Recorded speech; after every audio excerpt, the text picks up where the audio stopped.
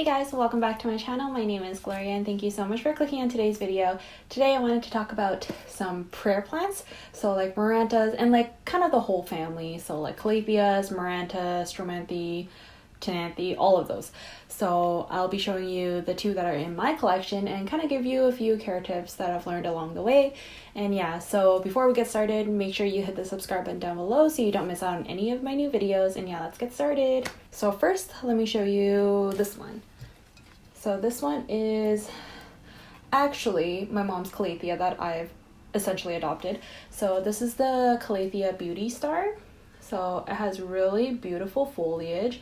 You can see some brown tips and I'll go through that in just a minute. And the new growth comes out kind of in the middle, and it initially comes out kind of like rolled up like this.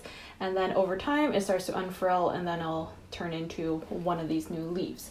So I would say there's a few plants in here. It's kind of hard to tell because they're all like held together inside the pot. So I would say maybe like 3 different plants that are inside here right now. My other one is my Stromanthe, which I've shown in my May collective haul. So if you haven't seen that one yet, make sure you check that video out after today's video.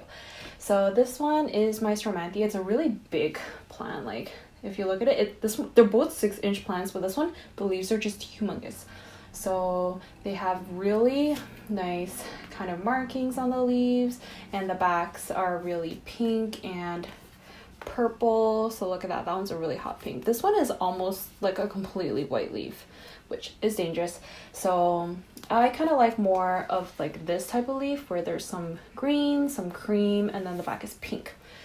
So yeah, there's some damage on these leaves as well, but I would say this one is definitely easier in terms of care compared to the Calathea.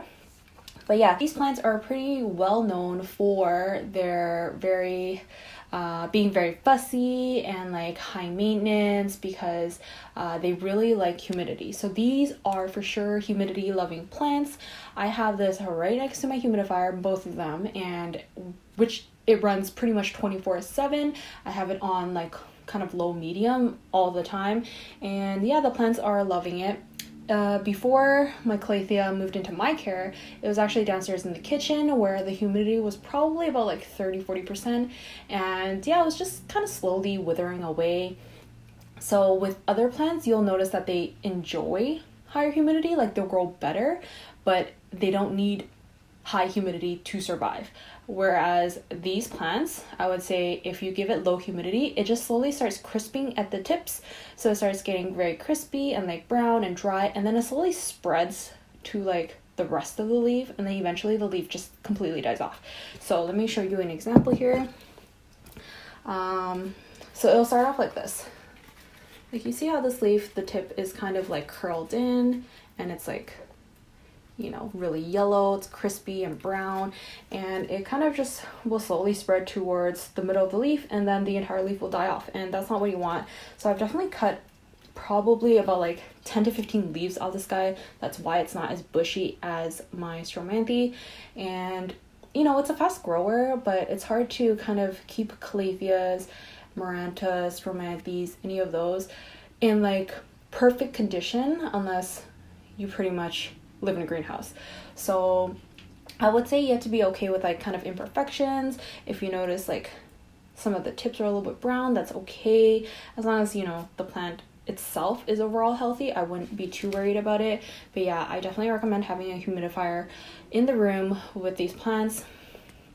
Sometimes people keep them in the bathroom because if you take like longer showers, baths, you'll have more like steam and humidity inside the room. So if you have a window in your bathroom, I guess that would be pretty good, but you know, I don't, so that's why I keep it out here in close to my north facing window. So now as we're moving on to lighting, I keep this in maybe like about a meter or like a few feet away from a north facing window, kind of more pushed off to the side, so like in a darker corner, just because it doesn't really need high light. So I would say these are definitely more towards the low to medium light loving plants, and that's a good thing because you can keep all your prime real estate, window space, and lighting space for your higher lighting plants. So This is definitely easy in terms of lighting. Obviously don't give it no lighting because like then it will just die. So low light is fine for these. Watering. So these do not like to dry out at all. As you can see, I have these in their plastic nursery pots inside ceramic pots.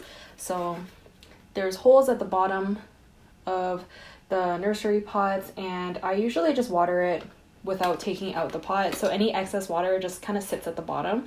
I don't water this as fully as I do with my aroids, so like philodendrons, aglaonemas, monsteras, all of that. I don't take it to the sink and let it drench and drain through the water.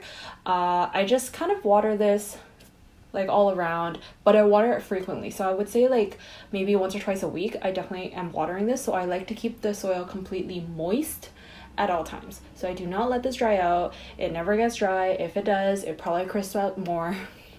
So this you have to be more on top of in terms of watering. So it kind of goes hand in hand. I mean, like they like really high humidity. They just like moisture in general. The soil that I keep these in are actually still in the soil that I came from the nursery. So if I were to repot these, which I don't think they need to be repotted now, I don't see any roots sticking out, but if I were to repot these, I would kind of lean more towards just plain potting soil. Yeah, I think that pretty much covers it for soil.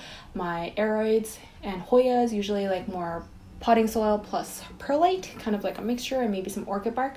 But these I would just keep it with soil, kind of retains more moisture. I mean, it's pretty hard to give these root rot unless you're seriously drenching the soil every single day. But yeah, just keep it moist but not soaking wet, because no roots like to be in, like they don't like the roots to be soaking wet all the time. So just moist. How you propagate these plants? I mean, I guess if you want a less full looking plant, you could propagate it, or if you want to give your plants away to friends, you might want to propagate. But I personally probably wouldn't propagate these plants just because they're so readily available in nurseries, and also I think the bushier look looks better, especially if like you keep having to chop off leaves. Like it's pretty hard to propagate these. But if you were, you just separate them. So similar to how I separated my alocasia frydek, which was in my previous videos, I kind of loosen up the root ball. So take off some of the soil, and then you'll notice the different kind of stems of the leaves. They might come from different roots. So as long as you divide the plant and kind of disturb the roots as minimally as possible, then it'll be happy and you'll have two plants. So with this one, I think it might be a little bit harder just because they're all kind of growing in the center together. But for my Stromanthe here, you could very visibly see that there's like, you know, like this chunk is like one plant, and then you have like this piece that's another plant, and there's actually like a completely new plant that's growing right here. There's a new leaf, and that's just shooting off on its own. So if you were to separate that, I think that would be the easiest, to just take the little baby out. But yeah, just separate a lot easier. I wouldn't recommend cutting the leaf and trying to propagate from a leaf, because I don't think that will work. But if you separate the plant, you already have some roots attached to that plant, and you just bring it into another pot and you have a whole new plant. I think that's pretty much it for today's video. I hope you guys enjoyed, and don't be scared to buy your own Stromanthe, Calathea, Maranta, Ctenanthe, any of those. They do have the most beautiful foliage, don't get me wrong, but they are fussy. I wouldn't say they're beginner plants, but if you want to take on the challenge, follow these tips and hopefully yours stays alive. Mine have stayed alive. I would say I've had mine for a couple months now, and they're doing okay. So if you haven't done so already and you enjoyed this video, make sure you hit the subscribe button down below and give this video a thumbs up. And thank you so much for watching, and I'll see you guys in the next one. Bye.